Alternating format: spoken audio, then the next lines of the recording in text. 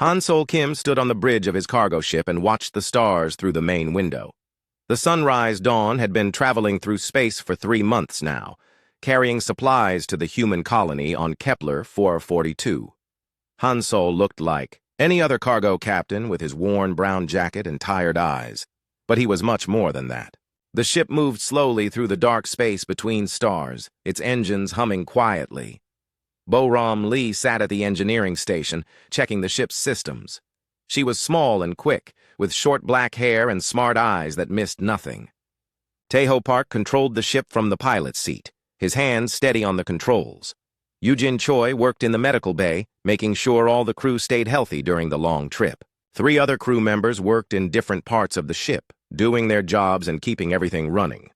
The cargo hold was full of large metal boxes that said agricultural equipment on the sides. The papers said they carried farming, tools and machines for the colonists. But Han Sol knew what was really inside those boxes. The rare earth elements hidden in the cargo were worth millions of credits. More important than that, they were bait for a trap that had taken years to set up. Han Sol touched a small spot behind his left ear where a tiny device was hidden under his skin. No one could see it, but it let him talk to people very far away. He had not used it for weeks now, waiting for the right moment. That moment was coming soon. The alarm started beeping on the bridge. Tae-ho looked at his screens, and his face went white.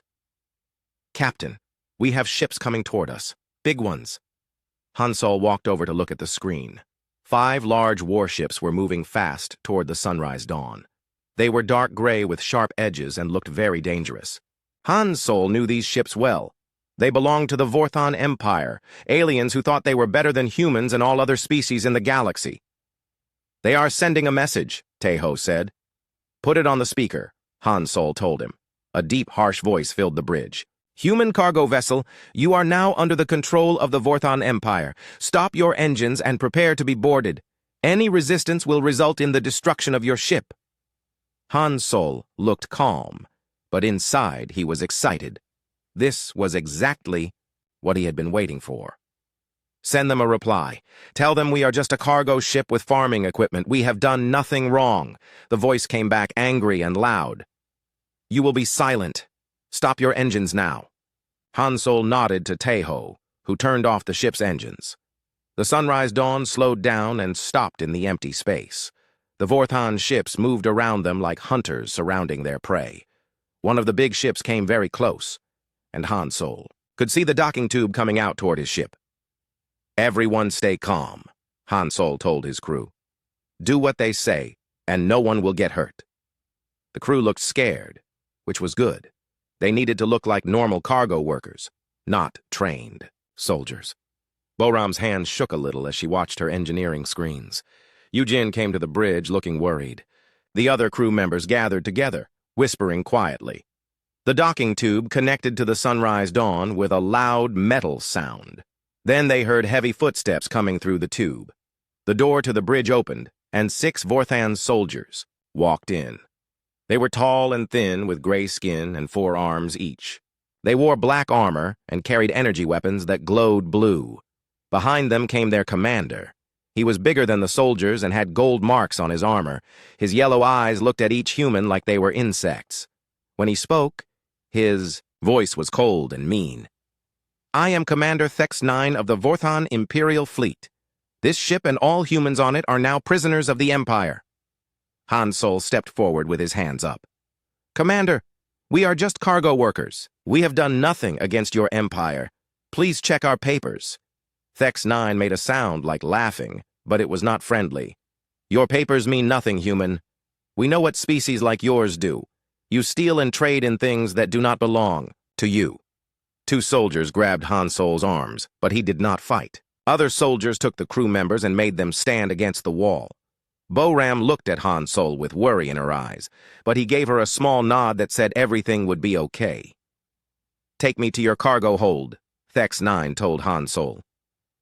They walked through the ship's narrow halls to the big cargo area. The Vorthon soldiers looked at everything with their weapons ready. In the cargo hold, dozens of large metal boxes were tied down with strong cables. Each box had agricultural equipment written on it in several languages. Vex-9 pointed at one of the boxes. Open it. A soldier used a tool to break the lock. The box opened, and inside were farming tools and small machines, just like the papers said. But Vex-9 was not satisfied. He walked around the cargo hold, looking at the boxes and touching the walls. "These boxes are too heavy for simple farming tools," he said. "You are hiding something." He ordered his soldiers to open more boxes. Most of them had farming equipment, but in the fifth box, they found what they were looking for. Under a layer of farming tools were small metal containers filled with rare earth elements that glowed with soft blue light. Vex-9 picked up one of the containers and smiled in a way that was not nice. "Rare earth elements from the Kepler mining stations. These are worth more money than your ship?" Han Sol tried to look surprised and scared. "I don't know how those got there. Someone must have put them in my cargo without telling me." "Of course. They did," Vex-9 said, not believing him at all. "And you just happened to be carrying them to a human colony where they would be worth 10 times their normal price." The commander walked close to Han Sol and stared at him with those yellow eyes. "You humans think you are so smart. You think you can steal from the Empire and trade our resources for profit. But you are just animals who learn to use tools." Han Sol said nothing, which made Vex-9 more angry. "You will tell me everything about your operation. Where did you get these elements? Who are you working with? What other human ships are carrying? Stolen goods?" "I told you I don't know anything about this," Han Sol said, making his voice shake a little. Vex-9 hit Han Sol across the face with the back of his hand. The human fell to the ground, blood coming from his mouth. But Han Sol had been hit much harder in his training, and this was nothing. "Take the crew to the prison cells on my ship," Vex-9 told his soldiers. "This one comes with me. He has information that the Empire needs." The soldiers grabbed the crew members and pushed them toward the docking tube. Boram looked back at Han Sol with worry, but he could not let her know that everything was going according to plan. Taeho and Yujin also looked scared as they were taken away. 2 soldiers picked up Han Sol and carried him to the Vorthon ship. The inside was very different from human ships. Everything was dark metal and sharp edges. The lights were bright, white, and hurt his eyes. The air smelled like metal and something else he could not name. They put Han Sol in a small cell with metal walls and no windows. There was just a hard bed and a toilet. The door was solid metal with no way to see out. When it closed, Han Sol was alone in the dark. He sat on the bed and touched the hidden device behind his ear very carefully. It was still working. Soon he would use it to send a message that would start the next part of his mission. But not yet. First, he had to make the Vorthons believe they had caught an important prize. Han Sol lay down on the hard bed and closed his eyes. The Vorthons thought they had captured a simple cargo captain who was smuggling stolen goods. They had no idea that Han Sol Kim was a special operations agent for Earth intelligence, and that getting captured was exactly what he wanted them to do. The real mission was just beginning. Han Sol woke up when bright lights suddenly filled his cell.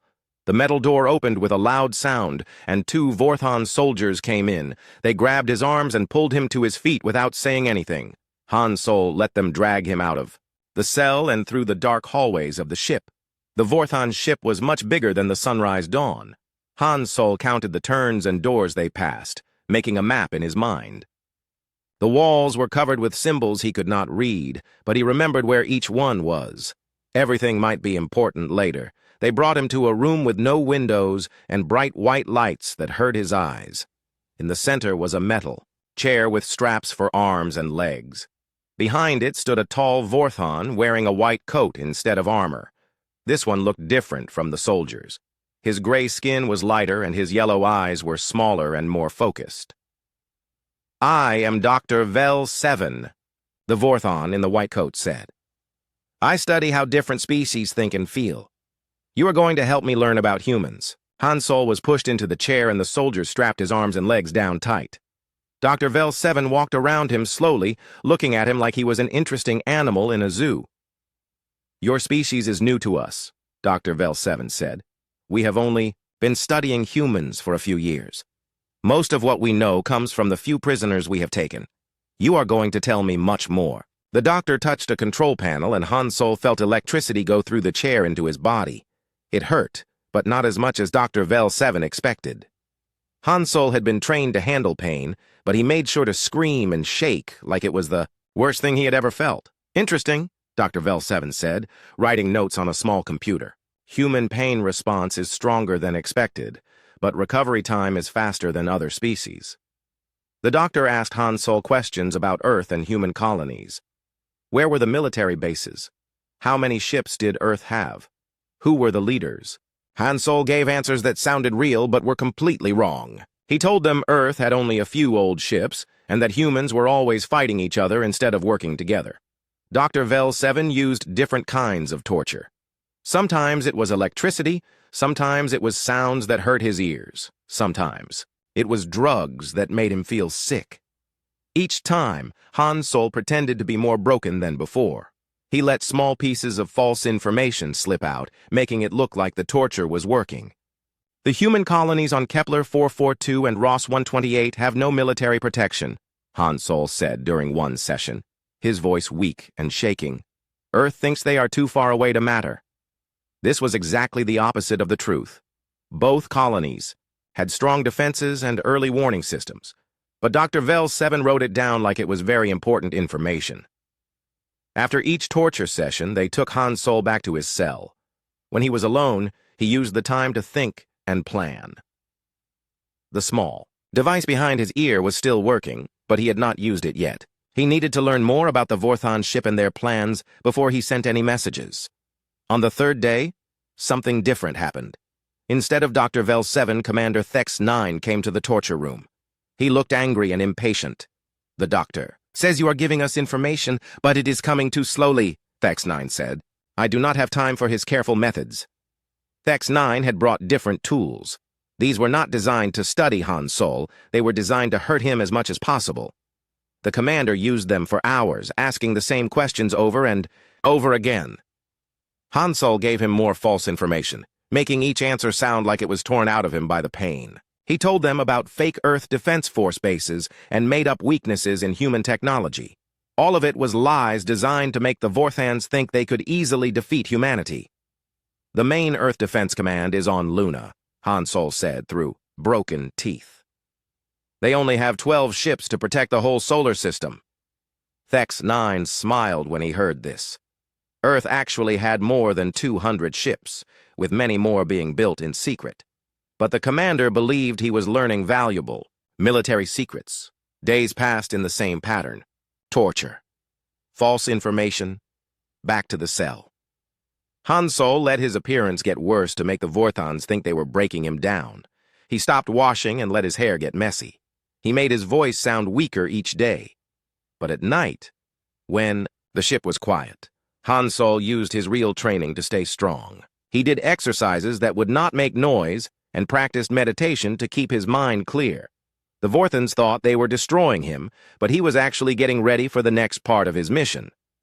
On the 7th day, something important happened. General Kex Prime came to see him. This Vorthon was bigger than all the others, with gold and silver marks all over his black armor. His yellow eyes were cold and calculating. Commander Thex 9 tells me you have been providing useful information about human military capabilities, the general said. I want to hear it myself. Han Solo was brought to a different room, this one with a large table and chairs. General Kex Prime sat across from him while Thex 9 and Dr. Vel 7 stood nearby. The general's 4 arms moved as he talked, and Han Solo noticed that one of them had scars from old battles. Tell me about Earth's defenses, the general ordered. Han Solo repeated the lies he had been telling, but added new details to make them sound more believable. He described fake ship designs and imaginary commanders. He told them about human colonies that did not exist and trade routes that were completely wrong. The general listened carefully and asked smart questions. Han Solo could see that this Vorthon was much more dangerous than the others. He was not just cruel like Thex 9 or curious like Dr. Vel 7. General Kex Prime was a real military leader who understood strategy and planning. This information is very valuable, the general said when Han Solo finished, but I need to verify it before I can use it. Han Solo felt a moment of worry. If the general tried to check his information, the lies would be discovered quickly. But then the general continued talking, and Han Solo realized he did not need to worry. We will take you to Vorthak Prime, our home world, the general said. There you will meet with our Supreme Command and provide detailed intelligence about human capabilities. This will help us plan our expansion into human space. This was exactly what Han Solo had hoped would happen. Getting to the Vorthon homeworld was the main goal of his mission. From there, he could gather intelligence that would be incredibly valuable to Earth Defense Command. "I have told you everything I know," Han Solo said, making his voice sound tired and defeated. "Please, I just want this to end." "It will end when we have conquered your species," General Kex Prime said. "But if you continue to cooperate, your death will be quick instead of slow." The general stood up and walked toward the door. "Prepare the ship for departure to Vorthak Prime and increase security around the prisoner.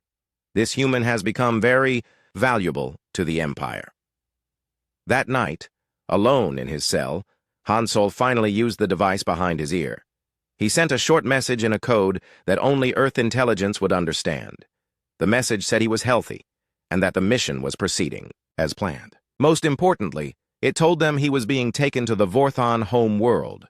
The message was received by a hidden Earth intelligence station millions of miles away.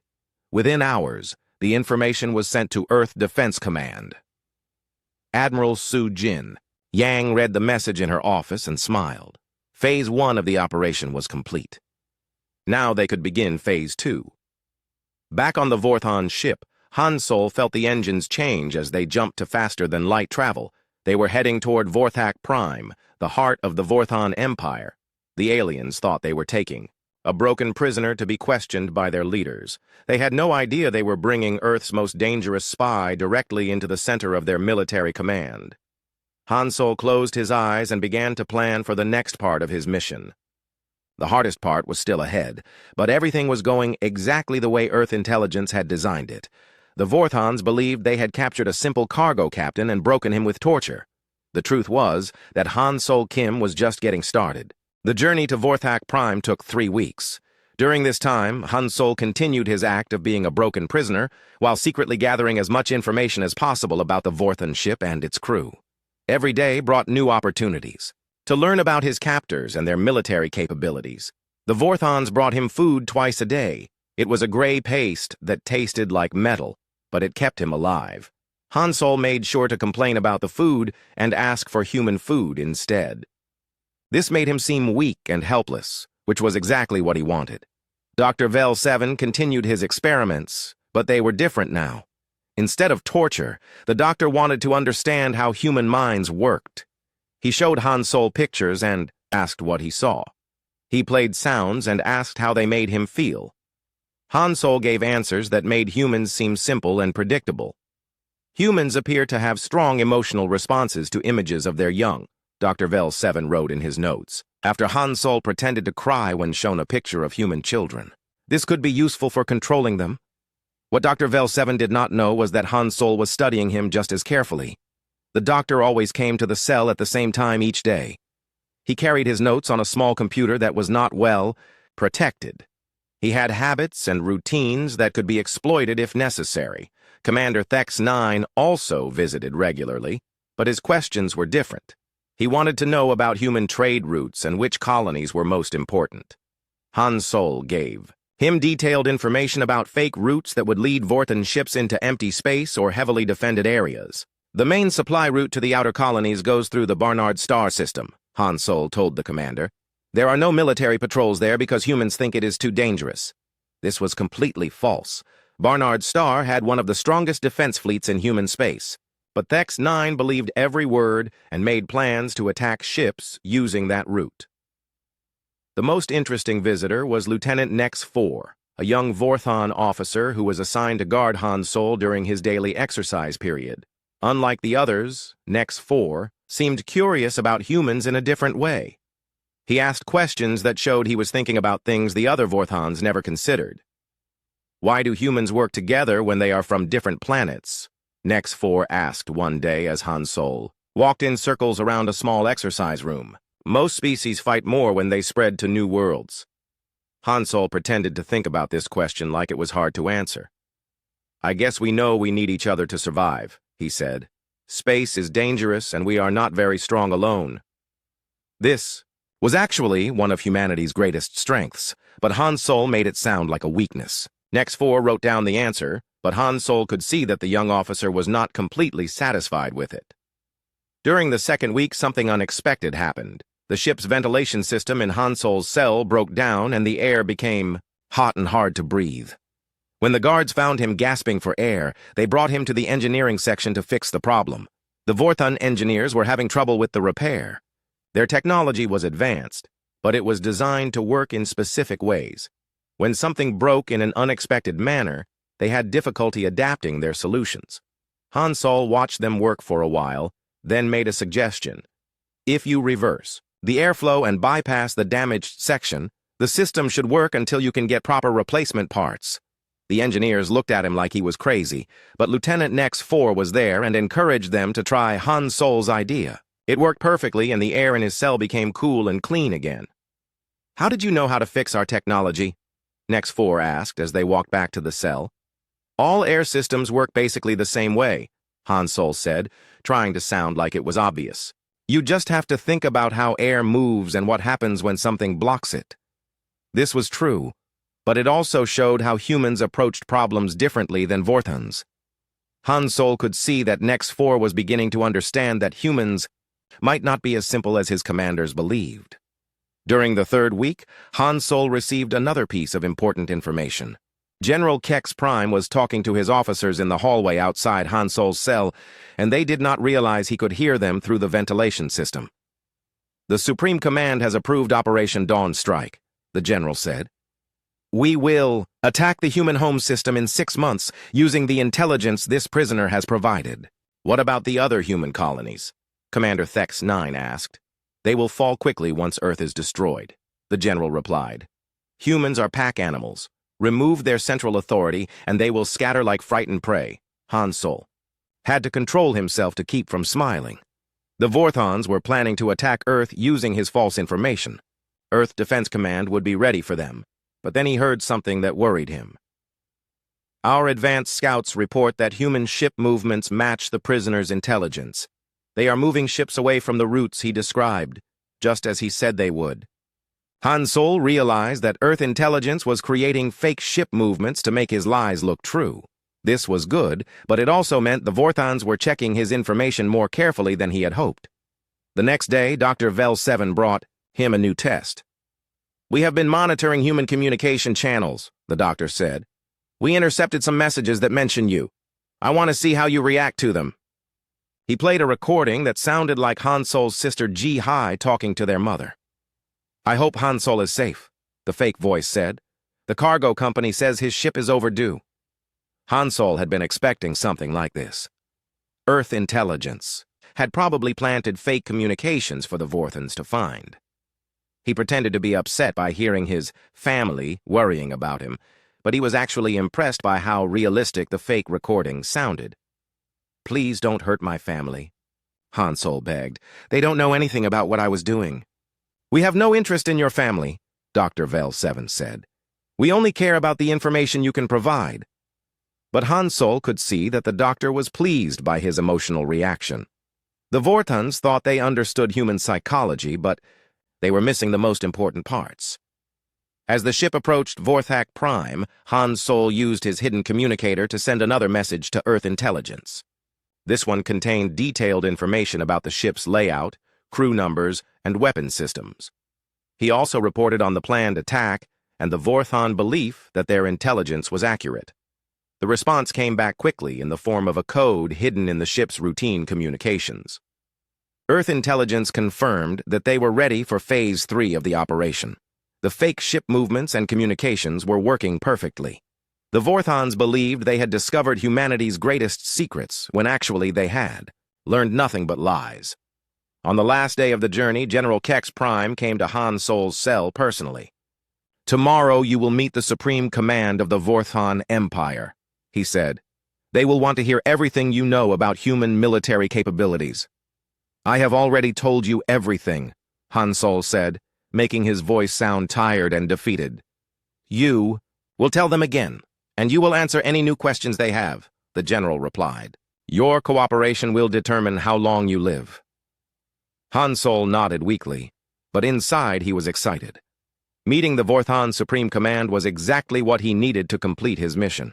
The highest levels of the Vorthon military would be in one place, and he would be able to observe all of them.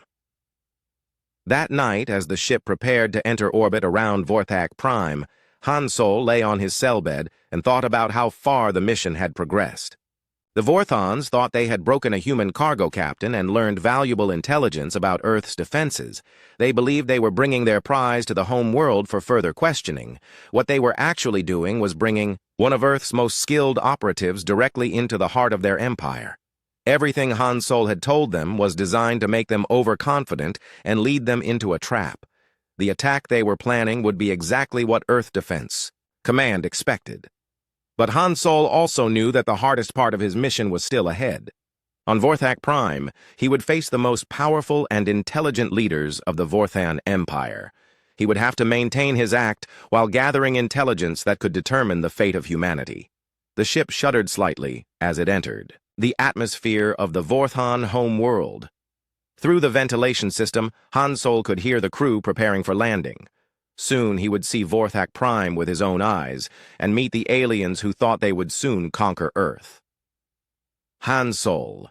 Kim was ready for them. Vorthak Prime was unlike anything Han Sol had ever seen. As the guards led him from the landing pad to the prison transport, he got his first look at the Vorthon home world.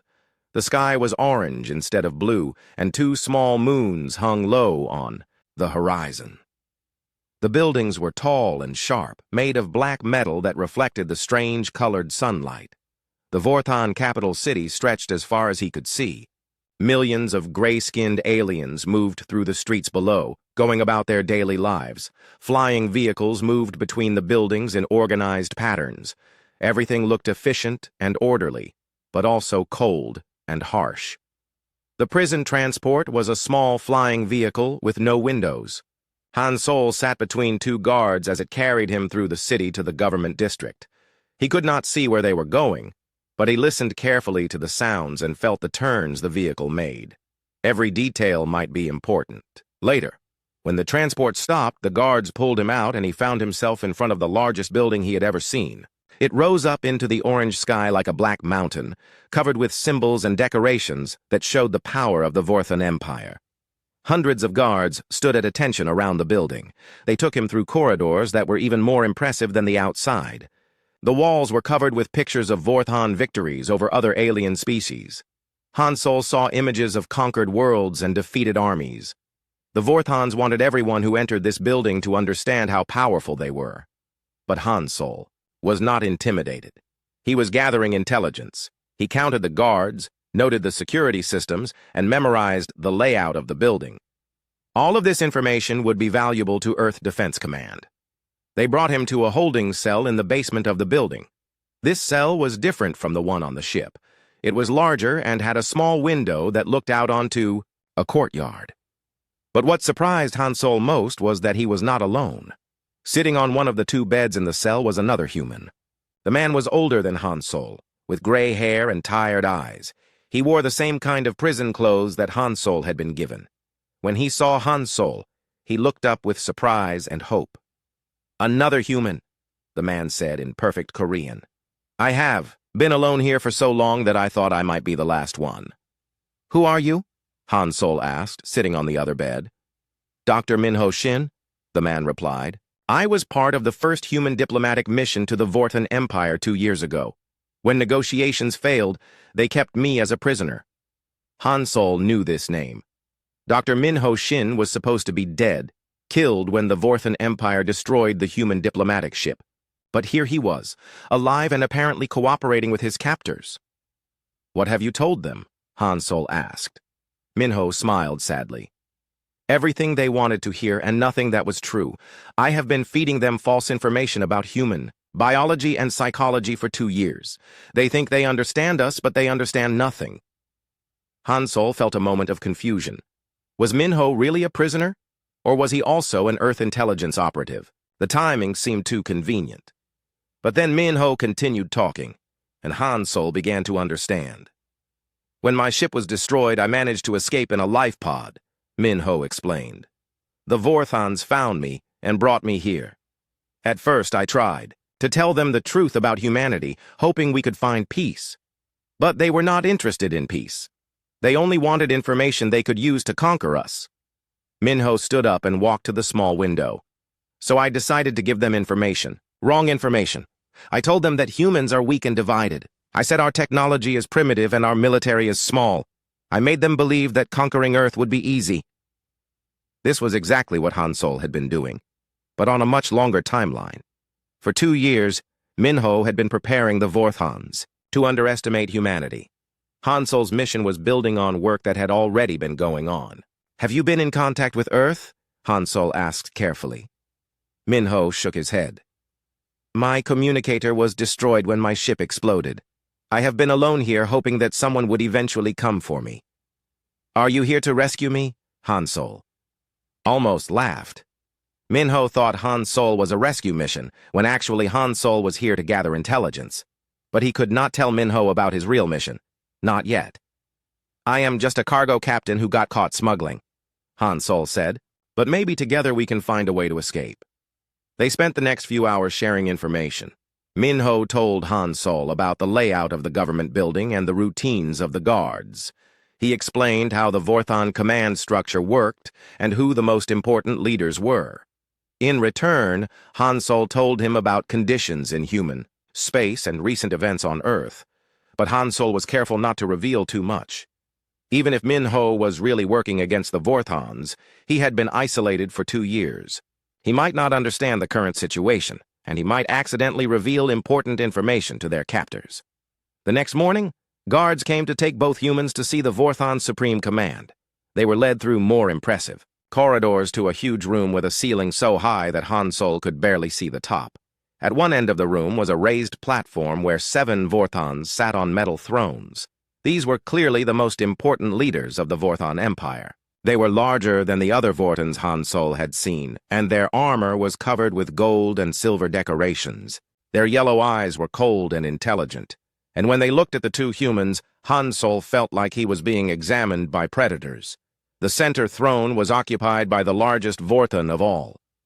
This had to be Supreme Commander Zex Alpha, the absolute ruler of the Vorthon Empire. When he spoke, his voice filled the enormous room. So these are the humans who claim to know the secrets of their species, Zex Alpha said. General Kex Prime tells me that the new prisoner has provided valuable intelligence about human military capabilities. General Kex Prime stepped forward from where he had been standing beside the thrones. Yes, Supreme Commander. This human has confirmed much of what Dr. Shin has told us over the past 2 years. Human defenses are weak, and their colonies are poorly protected. Han Sol and Minho were forced to kneel before the thrones. Han Sol kept his head down and tried to look frightened, but he was actually studying everything around him. The room had multiple exits and several groups of guards. He counted weapons and noted defensive positions. Tell me about Earth's military. Strength, Zex Alpha commanded, looking directly at Han Sol. Han Sol repeated the lies he had been telling for weeks. He described a small and poorly equipped Earth defense force that was spread too thin across many star systems. He claimed that human ships were old and slow, and that their weapons were not very effective. How many ships protect the Earth system itself? Asked another Vorthon leader. 12, Han Sol said, making his voice shake as if he was terrified to reveal this information. Maybe 15 if they call back some patrol ships. The Vorthon leaders looked pleased with this answer. Earth actually had more than 200 ships defending the home system, with many more hidden in nearby star systems. But the Vorthons believed they would face only a small and weak force. Supreme Commander Zex Alpha turned to Minho. Dr. Shin, does this match what you have told us about human psychology? Will they fight desperately to defend their home world? Minho played his part perfectly. Humans are emotional and unpredictable, he said. They will fight hard at first, but when they see they cannot win, they will surrender quickly. They are not willing to die for abstract concepts like honor or empire. This was completely wrong. Humans would fight to the last person to defend Earth, and the Vorthons would discover this too late. But the alien leaders nodded as if this information confirmed their expectations. For the next several hours, the Vorthon Supreme Command questioned both humans about every aspect of human civilization. They wanted to know about trade routes, colonies, military bases, and political leaders. Han Sol and Min Ho gave them a complete picture of humanity that was entirely false. When the questioning was finally over, Supreme Commander Zex Alpha stood up from his throne. "This information is valuable enough to change our timeline," he announced. "Operation Dawn Strike will begin in 3 months instead of 6. We will strike quickly before the humans can strengthen their defenses." Han Sol felt a moment of concern. The earlier timeline might be a problem for Earth Defense Command, but then he remembered that his hidden communicator was still working. He would be able to warn them about the change. "What should we do with the prisoners?" General Kex Prime asked. "Keep them alive for now," Zex Alpha replied. "We may need more information as we prepare for the invasion. But once Earth falls, they will no longer be useful." The guards took Han Sol and Min Ho back to their cell. As they walked through the corridors, Han Sol used his hidden communicator to send a brief coded message about the changed timeline. The message would reach Earth within hours. Back in the cell, Min Ho sat down heavily on his bed. 3 months, he said quietly. "I had hoped we would have more time." "Time for what?" Han Sol asked. Min Ho looked at him carefully, as if trying to decide whether to trust him with something important. Finally, he spoke. "There are others," he said. "Other humans scattered across Vorthan space. Prisoners like us." 3 months later, Han Sol stood in his cell and watched through the small window as the Vorthon war fleet prepared to leave for Earth. Hundreds of massive warships filled the sky above the capital city. Each ship was the size of a small moon, covered with weapons that could destroy entire planets. The largest fleet in Vorthon history was preparing to attack humanity.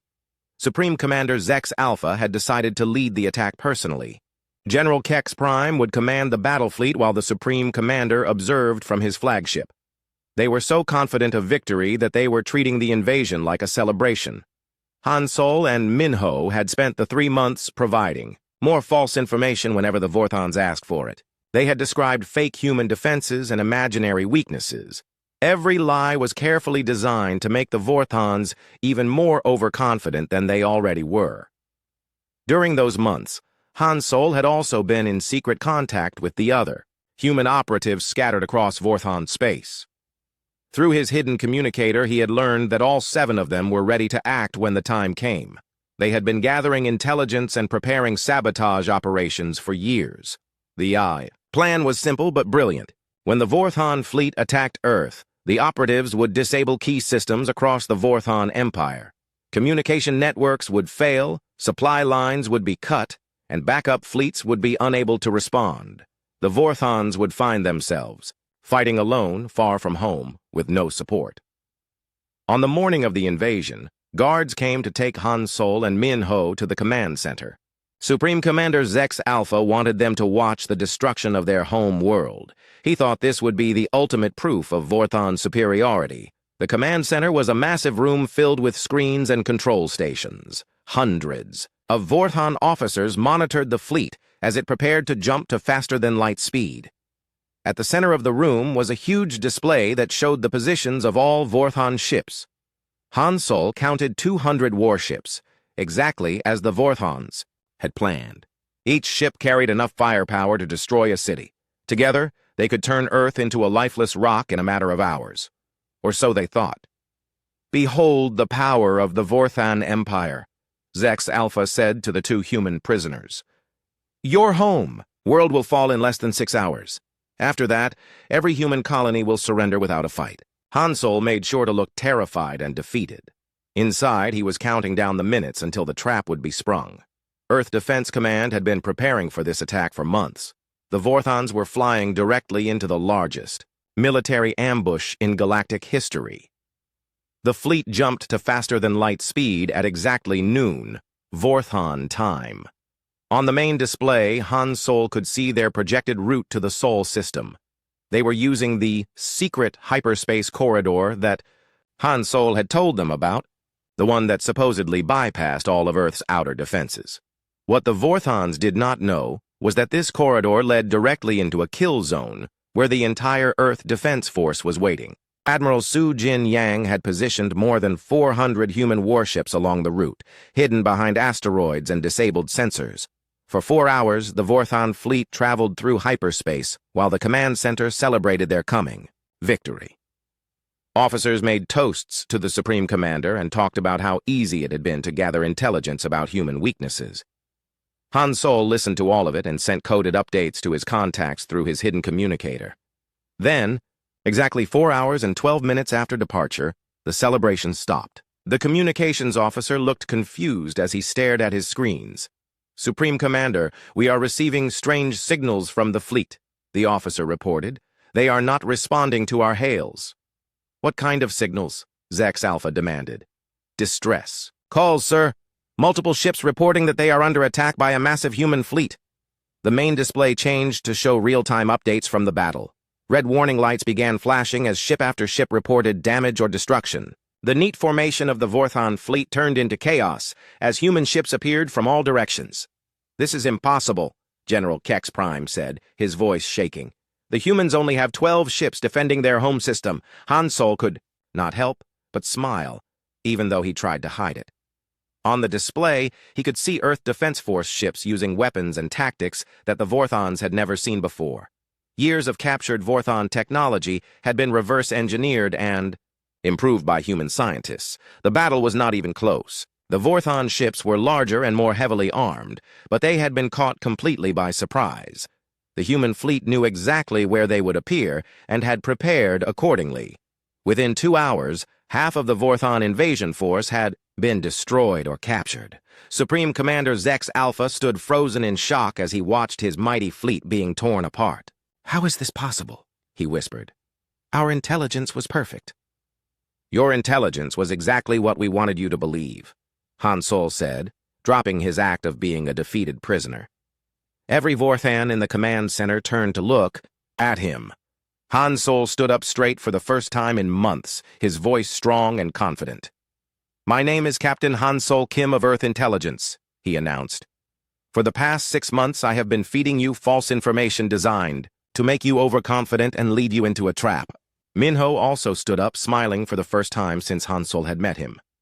"Dr. Minho Shin, Earth Intelligence. I have been doing the same thing for 2 years. Zex Alpha's yellow eyes went wide with rage and disbelief. "Guards! Kill them both!" But before the guards could move, alarms started blaring throughout the command center. The lights flickered and several screens went dark. Emergency lighting came on, casting everything in red shadows. "What is happening?" Zex Alpha shouted. "The other operatives are doing their jobs," Han Sol said calmly. "Right now, human agents are shutting down communication networks, sabotaging supply depots, and disabling backup fleets across your empire. You are completely cut off from the rest of your forces." On the main display, the battle near Earth was ending. The few remaining Vorthon ships were surrendering or trying to flee. Admiral Su Jin Yang's voice came through the communication system, speaking directly to the Vorthon command center. "This is Admiral Yang of the Earth Defense Force," she announced. "We are prepared to accept the unconditional surrender of all Vorthon forces. Any ship that continues to fight will be destroyed." Supreme Commander Zex Alpha collapsed into his throne, staring at the display in disbelief. His mighty empire was crumbling around him, destroyed by the primitive humans he had so thoroughly underestimated. At that moment, the doors to the command center exploded inward. Earth Defense Force soldiers in powered armor stormed into the room, their weapons ready. Leading them was Captain Jae-Won Oh, Han Sol's old friend from Special Operations training. "Captain Kim," Jae-Won said with a grin, "you look terrible." "It has been a long 6 months," Han Sol replied, "but worth every minute." The rescue team quickly secured the command center and arrested the Vorthon leadership. But there was one more surprise waiting. Among the rescue team were Bo-Ram Lee, Tae-Ho Park, and Yoo-Jin Choi, Han Sol's crew from the Sunrise Dawn. "Did you really think we were just cargo workers?" Bo-Ram asked, laughing at Han Sol's surprised expression. "We have been part of this operation from the beginning." Han Sol realized that even more of the mission had been planned than he had known. His entire crew were Earth intelligence operatives, and getting captured had been a team effort designed to look completely realistic. 6 months later, Han Sol sat in Director Hai-Jin Park's office on Earth, reading reports about the aftermath of Operation Dawn Strike. The Vorthon Empire had signed a peace treaty and agreed to pay reparations to the human colonies they had attacked. Several former Vorthon territories had declared independence and were asking for Earth's help in establishing democratic governments. The operation was a complete success, Director Park said. We not only defeated the Vorthon invasion, but we also established Earth as a major power in galactic politics. Other species are now approaching us for trade agreements and military alliances. Han Sol nodded, but he could see that the director had something else on her mind. She handed him a new file folder marked with the highest security classification. There is another assignment, she said. We have received reports of aggressive activity by the Krillian Syndicate in the Outer Rim territories. They appear to be targeting human colonies for slave raids. Han Sol opened the folder and read the first page. The Krillians were a different kind of threat than the Vorthons, more like organized criminals than a military empire. But they were just as dangerous to human civilians. What do you need me to do? Han Sol asked. Director Park smiled. The same thing you did with the Vorthons. Let them capture you, learn their secrets, and help us destroy them from the inside. Han Sol closed the folder and stood up. Do they take hostages? They do indeed, Director Park replied. And just like the Vorthons, they think humans are weak and primitive. They have no idea what they are dealing with. Han Sol walked to the window and looked out at the Earth below. Millions of humans went about their daily lives, unaware that their safety depended on operations like the one he had just completed.